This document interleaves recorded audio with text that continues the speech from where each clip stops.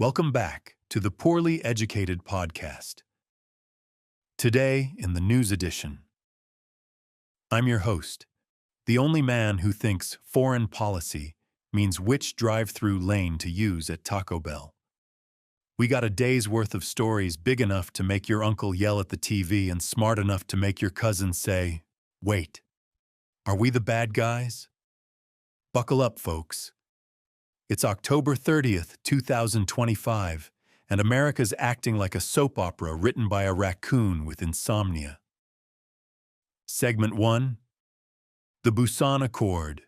Trump and Xi play Let's Make a Deal. All right, y'all. Picture this.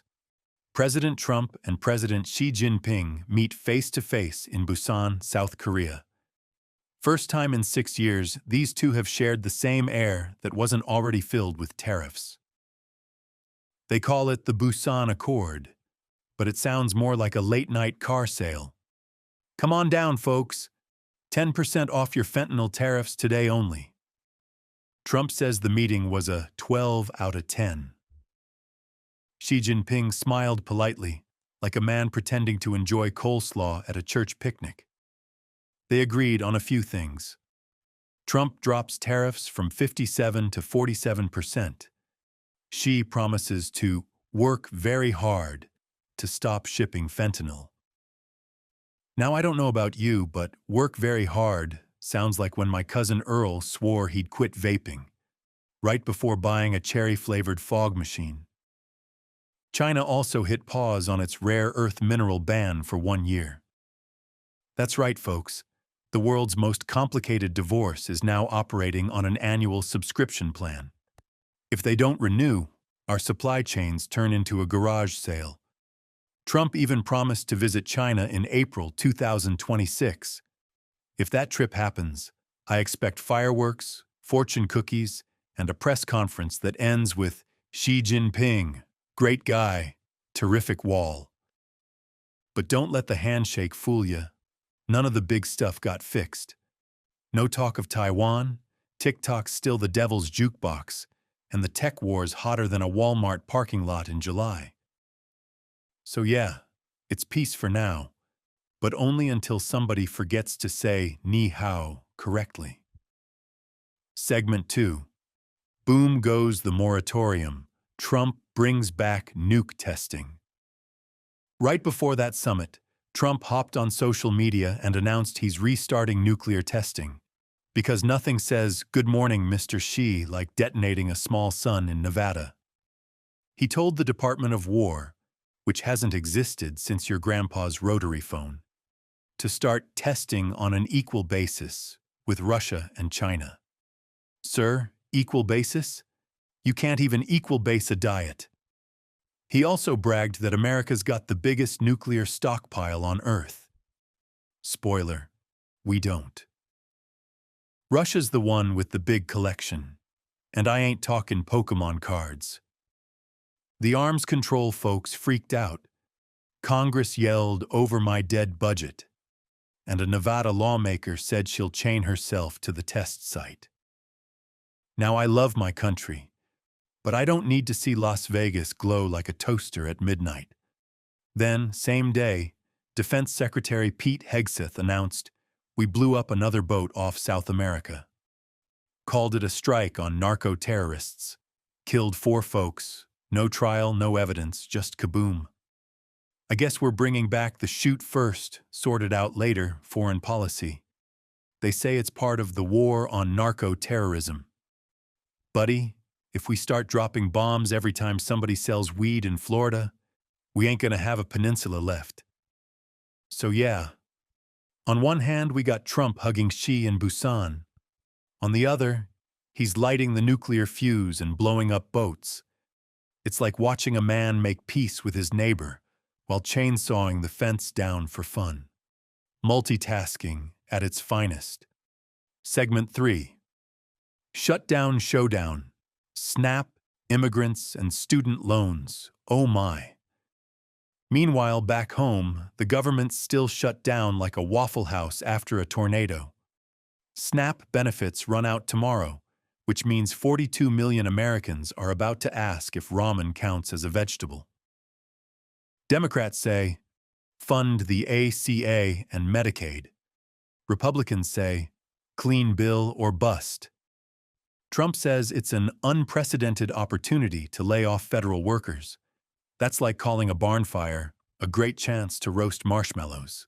Then the Department of Homeland Security rolled out a new rule ending automatic work permit extensions for immigrants waiting on renewals.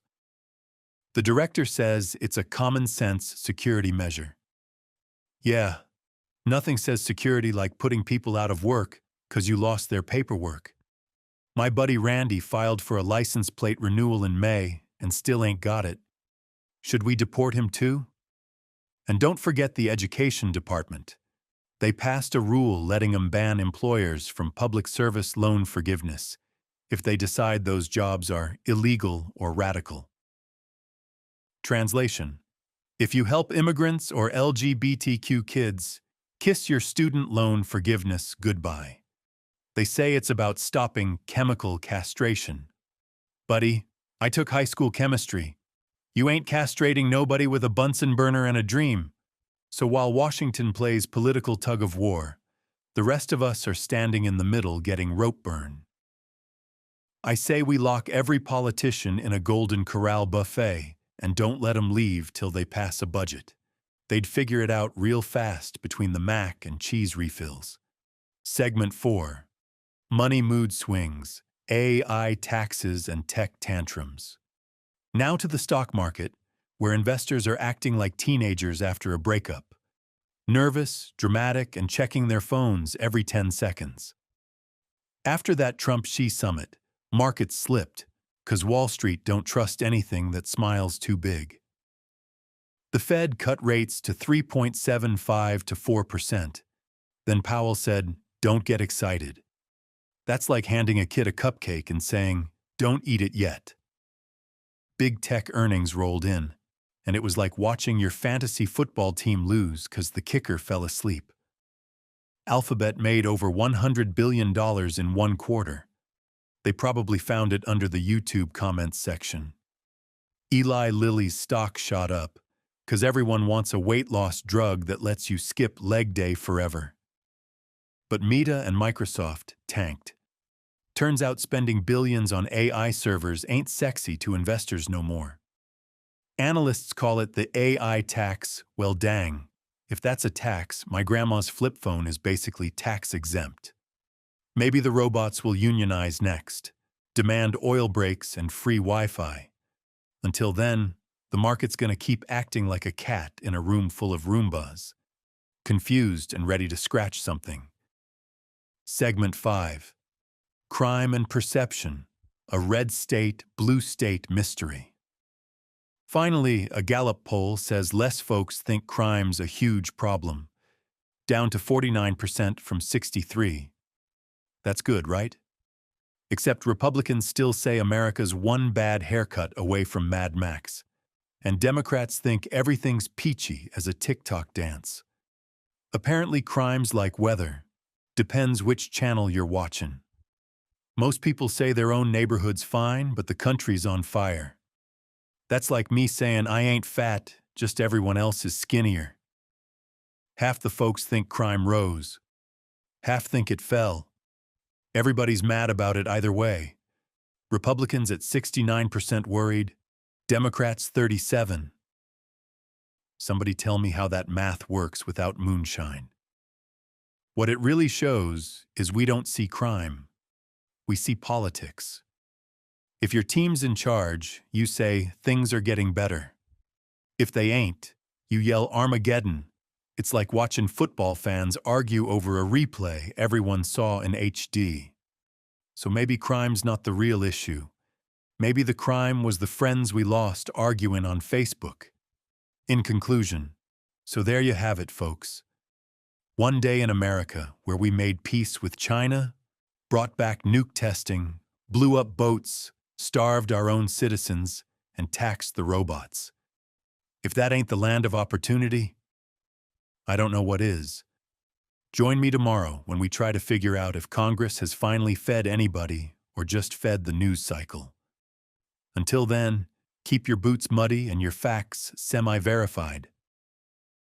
This has been the Poorly Educated Podcast, where we read the news so you don't have to, and still somehow get dumber doing it.